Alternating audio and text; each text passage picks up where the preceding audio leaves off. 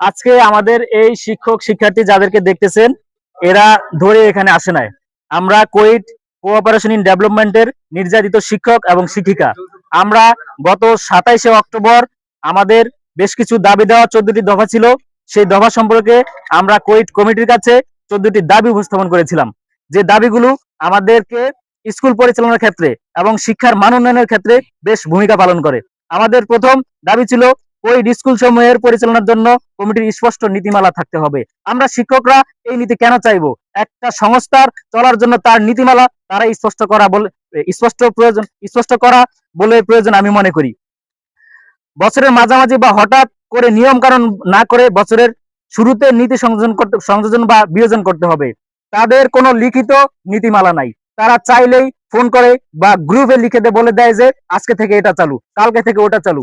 একটা সংস্থার এরকম কোনো নিয়ম নীতি পৃথিবীর কোথাও আছে কিনা আমাদের শিক্ষকদের জানা নাই।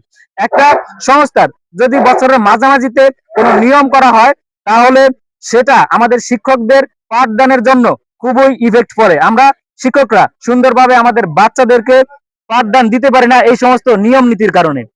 আমাদের 3 নাম্বার দাবি ছিল শিক্ষকদের চাকরি বয়স সীমা 60 বছর পর্যন্ত বয়স সীমা স্থায়ীকরণ করতে হবে।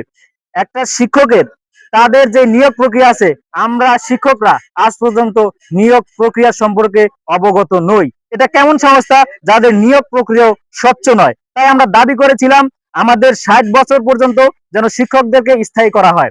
আমরা এখানে যারা আছি তারা কেউই স্থায়ী না। তাদের মন চাইলো, তাদের ভালো লাগলো না, আমরা আমাদেরকে মাঝে মধ্যে ফোন দিয়ে বলে যে এই বলেন সেই বলেন। এরপর তাদের মন মতো যদি কথা না হয়, আমরা কথা বলার আগেও ভাবতে হয় কোথায় কি বলি, এবং কথা যদি তাদের ভালো না লাগে তাহলে অনেককে চাকরিচ্যুত করা হয়। এটা কোনো স্পষ্ট বা সংস্থার নিয়ম হতে পারে না।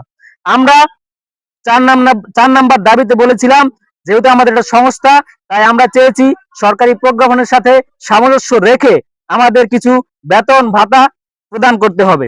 কিন্তু এর পরিপ্রেক্ষিতে কমিটি আমাদেরকে বলেছে আমরা কোনোভাবেই আপনাদের বেতন বাড়াতে পারবো না। প্রয়োজনে আমরা আপনাদের অর্ধেকেরও বেশি শিক্ষককে ছাঁটাই করব। এটা কিভাবে সম্ভব? আমরা আমাদের এই সংস্থা 3টা 59 মিনিট 59 সেকেন্ড, মানে 3টা 59 মিনিট 59 সেকেন্ডই, 1 সেকেন্ড আগে গেল আমাদের চাকরি চলে যায়। সেখানে আমাদের কোয়েট স্কুলগুলো বর্তমান চরপেশন উপজেলার যতগুলো সরকারি স্কুল আছে সেই সমস্ত স্কুলগুলোর মধ্যে পড়াশোনার দিক দিয়ে সবচাইতে উন্নত বলে আমরা বিশ্বাস করি, এবং যারা উপজেলা আছে তারাও এটা স্বীকার করে।